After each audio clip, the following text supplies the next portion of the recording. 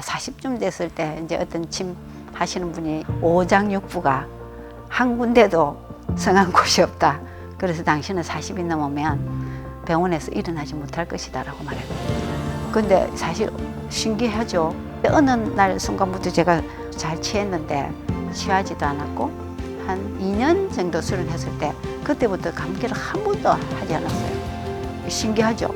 비염 이런 것들도 사라졌고 사라진 줄도 모르면서 다 사라졌죠. 조금 이제 신경을 쓰고 하면 머리가 아팠는데 신경을 써도 두통이 오지 않았어요. 그래서 두통이 없는 세상에 제가 살게 된 거죠.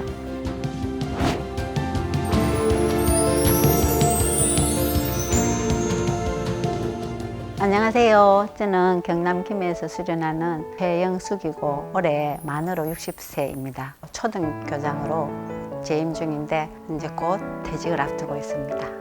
1984년도에 함양이라는 곳에 첫 발령을 받았거든요. 저는 2년제 그 교대를 졸업했기 때문에 2년 동안에 교직 과목을 다 배운다는 건 좀 무리가 있었죠. 그래서 어떻게 가르쳐야 될까? 사실은 좀 막연했었어요. 현직 생활하면서 아이들과 지내면서 어떻게 가르쳐야 되는가 이런 것들을 좀 배운 것 같아요. 그때 가장 행복했던 시절이고 즐거웠던 시절이었던 것 같고 39년 6개월간 교직 생활을 했죠.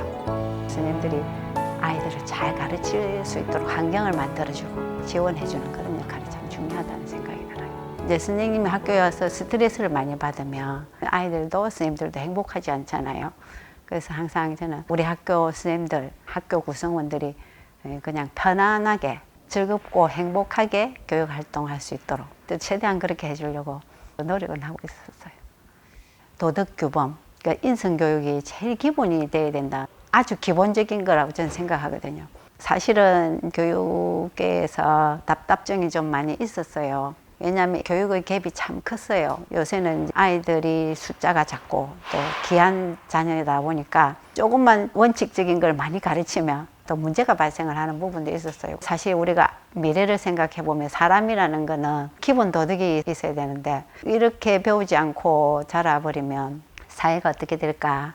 전체 사회적인 이 흐름이 그러다 보니까 사명감을 충분히 발휘할 수 없는 환경이 돼버린 거죠. 그렇지만 우리 선생님들은 그런 것에 너무 좌우지하면 안 된다. 우리는 우리 사명을 다 하자라고 이제 가끔 제가 직원 회의상에서 얘기를 해요. 왜냐면 우리는 바른 걸 가르쳐야 되니까. 그래서 저는 많은 직장에 사람들이 있지만 교사를 천직이라고 말하는 이유는 있다. 아이들을 대해보면 순수한 상태에 있기 때문에 바른 거, 지켜야 될 예의 이런 것들을 꼭 가르쳤으면 좋겠다.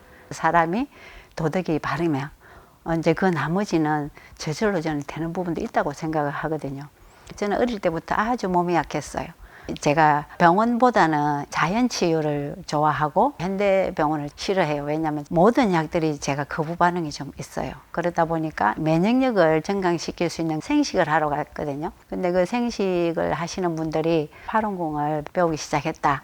건강에 참 좋다 하더라. 그래서 제보고 한번 해보지 않겠느냐고 권했어요. 그런데 공법을 새벽에 5시 반인가 시작을 하는데 그건 제가 정말 할 수 있는 일이 아니었어요. 왜냐하면 저는 항상 일찍 일어나면 몸이 굉장히 안 좋았고 또 추위를 너무 많이 타가지고 그때 11월이었기 때문에 그래서 그거는 할 수 없다 얘기를 했었어요. 그러고 나서 제가 그 다음날 있죠. 아주 신기했어요. 4시 반쯤 일어나서 제가 옷을 주섬 입고 제가 연공을 하러 갔어요. 그냥 일어나서 간 거예요. 그런데 그 한 달 동안에 추위고 이런 거 관계없이 제가 갔거든요. 그거는 지금도 이해할 수 없는 부분이었어요. 그렇게 해서 제가 이제 2004년 11월 중순쯤에 이제 팔원공을 시작을 했어요. 남편이 외아들이에요. 그래서 시어머니와 같이 살았고 우리 어머니가 아들이 외아들이고 하시니까 생활력이 굉장히 강하세요. 그래서 제가 쓰레기통도 놓고 싶은 곳에 넣으면 안 될 정도로 이 집안의 모든 것들을 자기가 다 알아서 하시죠. 우리 어머니가 정말 나쁜 건 하나도 없어요. 그런데 이제 저는 그렇게 하는 걸로 인해서 굉장히 스트레스를 받았죠. 몸도 진짜 약한데 그 스트레스를 받으니까 자꾸 어머니가 싫죠. 그런데 이제 전범륜을 한 2개월 정도 읽었는데 어느 날 우리 시어머니가 싫지 않는 거예요. 그냥 이해가 되는 거죠. 그래서 전범륜 책은 좋은 책이구나. 사람을 변화시킬 수 있는 책이다 라고 생각을 했죠. 크면서 제가 늘 아팠어요. 아주 어릴 때부터 두통이 있었고, 그리고 이제 잘 취하고 또 감기 몸살 이런 것들은 수시때대로 오고, 40쯤 됐을 때 이제 어떤 침 하시는 분이 오장육부가 한 군데도 성한 곳이 없다. 그래서 당신은 40이 넘으면 병원에서 일어나지 못할 것이다 라고 말했거든요. 근데 사실 신기하죠. 정말 제가 이런 것들이 나을 거라는 생각 안 했거든요. 근데 어느 날 순간부터 제가 잘 취했는데 취하지도 않았고 한 2년 정도 술을 했을 때 그때부터 감기를 한 번도 하지 않았어요. 신기하죠. 비염 이런 것들도 사라졌고, 그래서 제가 사라진 줄도 모르면서 다 사라졌죠. 근데 이제 제일 오래 갔던 게 두통이었어요. 조금 이제 신경을 쓰고 하면 머리가 아팠는데 그 다음에는 신경을 써도 두통이 오지 않았어요. 그래서 야, 정말 두통이 없는 세상에 제가 살게 된 거죠. 제가 가만히 생각해 보니 가장 문제 아들이 우리 반에 다 있었던 것 같아요. 그때 카카오톡은 안 나왔고 밴드가 나올 쯤에 아이들이 그 밴드를 만들어 가지고 막 자기들끼리 막 내려갔다가 욕을 하고 막 이렇게 했던 것 같아요. 어느 날 아이가 한 명이 저한테 그걸 일러줬어요. 그 밴드를 만든 친구를 제가 나오라고 해서 꾸중을 하려고 딱 말을 하려고 하니까 이 근육이 있죠. 얼굴 근육이 절대 꾸중을 할 수 없는 근육으로 바뀌어버리는 거예요. 얼굴이 이렇게 되니까 근육을 할 수가 없는 거예요. 그래서 제가 웃으면서 너가 왜 그랬니? 이제 이렇게 계속 왜 그랬니? 이렇게 하면서 훈계를 한 적이 있었어요. 한창 후에 어느 날 길에 걸어가는데 그 애가 막 달려가 애가 너무 착하게 바뀐 거예요. 얼굴도 딱 바뀌어가지고 저보고 선생님 하면서 이렇게 인사를 했거든요. 그 이후로는 이제 아이들만 만나면 제가 이렇게 미소가 나고, 그리고 제가 항상 인사를 해요. 성명상수 공법이에요. 몸도 수련하고 마음도 수련을 한다는 뜻이죠. 사람들이 제일 지금 하고 싶은 게 건강한 것이고 또 마음이 편안해지는 거잖아요. 팔음궁 수련은 몸이 점점 건강해지죠. 거기다가 이제 마음까지 수련하니까 마음도 건강해지니까 정말 좋지 않나요? 그리고 책만 사면 돼요. 일체 비용이 필요 없어요. 뭘 하면서 살아야 되지?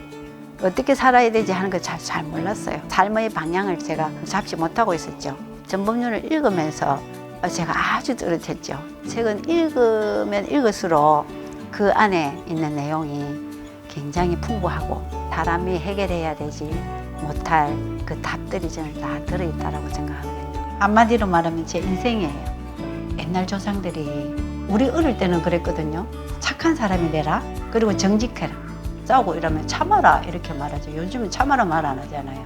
착한 사람이 돼야지 이런 말도 잘 안 하고 정직하라는 말도 잘 안 해요. 팔음궁 수련은 사실 우리가 가야 될 방향이 진실한 사람이고 착한 사람이고 참는 사람이니 다 그렇게 되면 사람들이 정말 살기가 편하지 않겠나. 그래서 세상 사람들이 팔음궁 수를 다 하면 이 세상이 좋은 사람으로 가득 차니까 모두 행복해지지 않을까요?